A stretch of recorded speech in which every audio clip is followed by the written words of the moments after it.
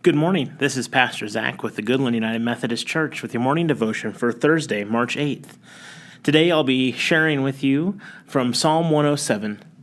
Oh, give thanks to the Lord, for he is good, for his steadfast love endures forever. Let the redeemed of the Lord say so, those he redeemed from trouble, and gathered in from the lands, from the east and from the west, from the north and from the south. Some wandered in desert wastes, finding no way to an inhabited town. Hungry and thirsty, their soul fainted within them. Then they cried to the Lord in their trouble, and he delivered them from their distress. He led them by a straight way until they reached an inhabited town. Let them thank the Lord for his steadfast love, for his wonderful works to humankind. For he satisfies the thirsty, and the hungry he fills with good things. Some went down to the sea in ships, doing business on the mighty waters. They saw the deeds of the Lord, his wondrous works in the deep. For he commanded and raised the stormy wind, which lifted up the waves of the sea. They mounted up to heaven, they went down to the depths. Their courage melted away in their calamity. They reeled and staggered like drunkards, and were out at their wits' end. Then they cried to the Lord in their trouble, and he brought them out of their distress. He made the storm be still, and the waves of the sea were hushed. Then they were glad because they had quiet, and he brought them to their desired haven. Let them thank the Lord for his steadfast love, for his wonderful works to humankind. Let them extol him in congregations of the people, and praise him in the assembly of the elders. Here at the end of the psalm, the scenario of deliverance describes a group who were caught in a storm while on a business trip at sea. No fault is attributed to this group that their predicament is not said to be the result of any sin.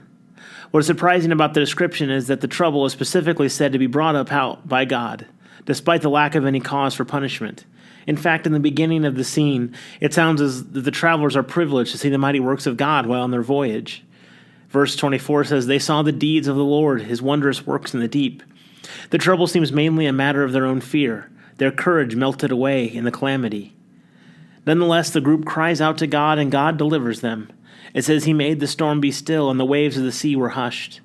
The people are all encouraged to thank God for his steadfast love, his wondrous works in their midst. The description of the group's experience is remarkably parallel to that of the disciples' experience when Jesus calms the storm in the gospel lesson from Mark chapter 4.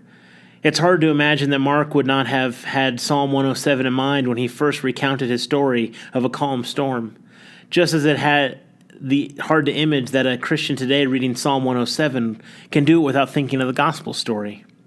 So what does these parallels suggest to us to think about?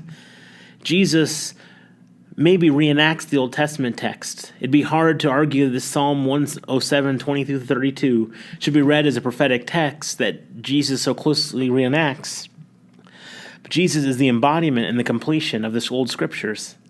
Jesus' power is the power of God. The role played by God in Psalm is played by Jesus in the gospel. Jesus' calming of the storm should be understood as an expression of God's own saving power. Jesus' saving activity is an expression of the power of God. And finally, the experience of Jesus' disciples mirrors the experience of Israel in their own encounter with God's mighty power. So that raises a question for us today.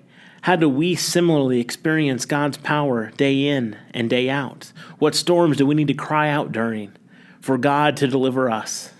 Have a blessed day.